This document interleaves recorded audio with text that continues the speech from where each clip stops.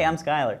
If you're traveling internationally, iPhone is a great way to navigate. So you can get maps for pretty much any country you go to. I've actually never been in a country where I couldn't use my iPhone for maps. There are some fun things, like for example, last time I went to China, I had to download Google Maps because the Apple Maps application couldn't see anything outside of China. It was really strange. Everything was just black.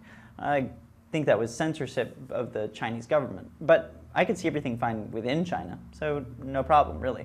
But I used Google Maps while I was there in order to look at places outside of China for the next leg of my trip. So if you can use Maps by Apple, great. If you can use Google Maps, awesome. But the issue with both of those is that they do require internet connection.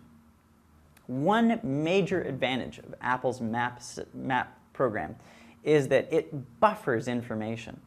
So what I discovered when I was in China was that I could open up a map of Beijing and load it into system memory, into RAM, just by looking at it. And then when I left my Wi-Fi connection, somewhere totally different in the city, I could open up maps and zoom in, and it would actually still zoom.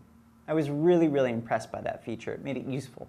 I don't think it's something that I would count on or rely on to get me out of a bad situation, but it was still helpful. Now, if you want to download a map that's truly accessible offline, what I recommend doing is heading to the App Store. So using China as an example, let's take a look at what the App Store yields. I'm going to go to the App Store here and open it up. And I did a search for China offline maps. And here's one that came up. It's free. And this is an offline map of Shanghai. So I can see the metro, I can see the airport, I can see the overview and street map.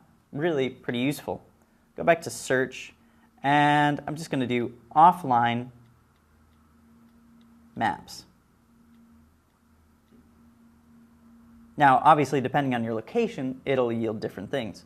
So Maps with Me Lite, World Offline Maps, sounds like that might be a pretty good answer. So we'll tap on it, and we'll take a look at it. Look at all these countries. Definitely a very useful tool for the world traveler. Thanks for watching. I'm Skylar.